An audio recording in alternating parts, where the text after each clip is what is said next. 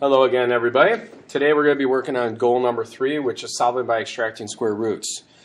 In these, you need to understand that we've talked about this in the past, where the operation of squaring has an inverse. The inverse operation would be doing the square root. And if I was to be taking the square root, the inverse operation would be to be squaring. And so when we look at an example like the first one here, where we have x squared is equal to 36, you'll notice in each one of the problems on here versus goal 2, there's an x squared taking place in the problem. There's no just x. When we recognize this, we can use a method that's very fast at solving these, and that's the square root method. So let's look at the first example here of x squared equals 36. Okay? That squared denotes that there are going to be two solutions for this problem. So let's find those two solutions. The traditional way of doing these problems is we would have x squared minus 36 is equal to 0. And you would recognize that this is the difference of two squares. So we would have x minus 6 and x plus 6 is equal to 0.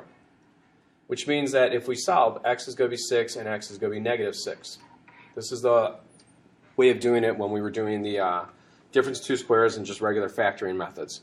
However, with the square root method, there's a little bit faster way than this. Even though that's pretty quick, you'll see it gets faster for some of the others. So when we have x squared is equal to 36, what we can do is, since we've isolated the squared term, we can undo the squaring by taking the square root of both sides. So if we take the square root of both sides, the square and the square root will cancel each other out, leaving you with just an x. And then the square root of 36 is just 6. Now, when we're solving, though, we know there were supposed to be two solutions. So when we take the square root of 36, the answer is actually plus or minus 6. We throw a positive and negative on there. And as we can see right here, this is why there's two separate answers, positive and negative. But if we plug it in, you'll understand it even better. If I took a 6 and I square it, 6 squared equals 36. If I take a negative 6 and square it, negative 6 squared is also 36. So there's two solutions for this.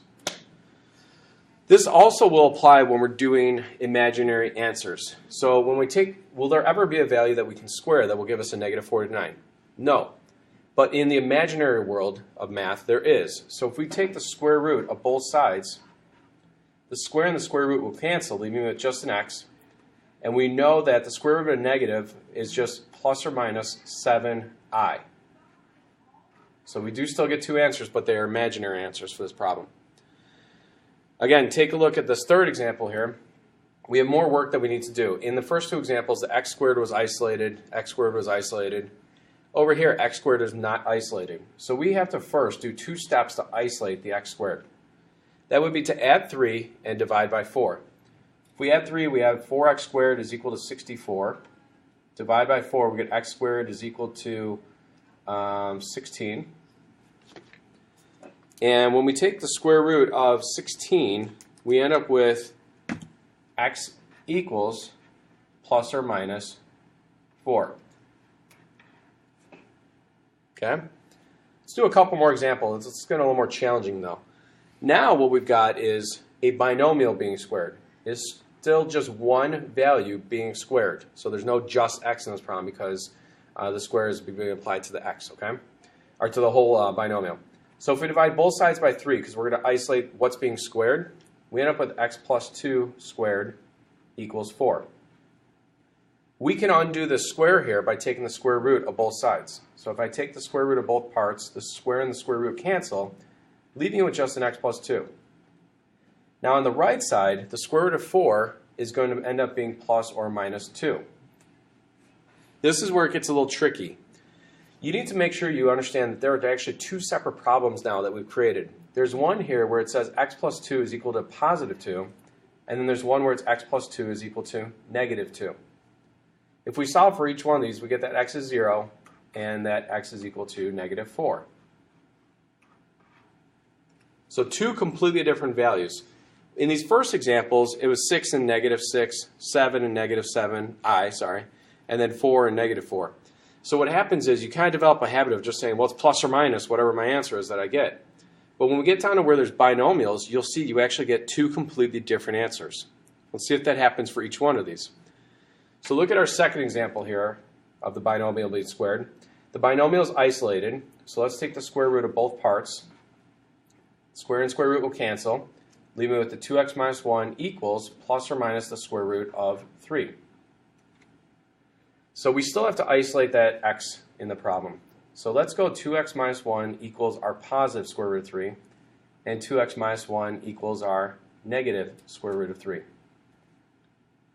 What we're going to do is add 1 and divide by 2. So we get 2x equals 1 plus the square root of 3. Then divide by 2, we get x equals 1 plus the square root of 3 over 2. Do the same thing on this one. We get 2x equals 1 minus the square root of 3. And divide by 2, we get 1 minus the square root of 3 over 2. So you'll notice in this example, we actually do have two very similar answers in the way that they're written. So what you'll see is people will take these two and put them together, and you'll have an answer of 1. I'm going to actually write up here. I just ran out of space. You'll have 1 plus or minus the square root of 3 over 2. If you actually work these out on the calculator, you'll see you get two completely different answers, but in the simplified radical form, you can write it as one term like this. So 1 plus or minus square root of 3 over 2. Let's do one more example here. I'm going to kind of skip a few of the steps in terms of solving. Hopefully you guys understand you have to add 2, divide by 5. So what that will look like is 3x plus 4 squared is equal to 120 divided by 5, which is 24.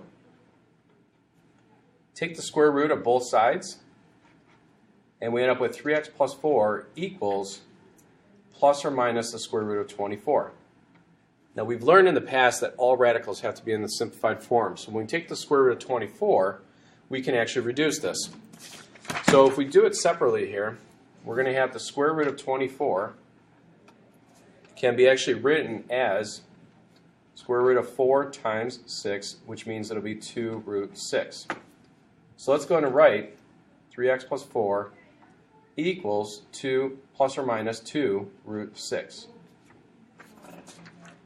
And now let's solve each one of these. Let's try to get x alone. So we're going to have to subtract 4, divide by 3. When we do this, we get x equals negative 4, because we've moved the 4 over, plus or minus 2 root 6, and then divide by 3. A lot of people think at this point you can actually take and simplify these, the 3 and the 6. Now remember, this is not a 6. This is a square root of 6. I don't know maybe people that could divide square root of 6 by 3, so don't change the 6 and the 3. Okay? This is actually our final answer right here. So, with that being said, here's 3 more examples. Try on your own. Go ahead and pause the video, and when you're ready, go ahead and hit play, and we'll go through them. Okay, let's go through our answers here. So, letter A, isolate the x squared. So we're going to have x squared. If we add 5, we'll have 15. Divide by negative 3, we get negative 5. Take the square root of both sides. We have with x equals plus or minus I root 5. And that I comes from the fact that it's a negative on the inside of the square root. Letter B, let's isolate the binomial, which it already is. Take the square root, and the square and square will cancel, leaving with 3x plus 2 equals plus or minus the square root of 7.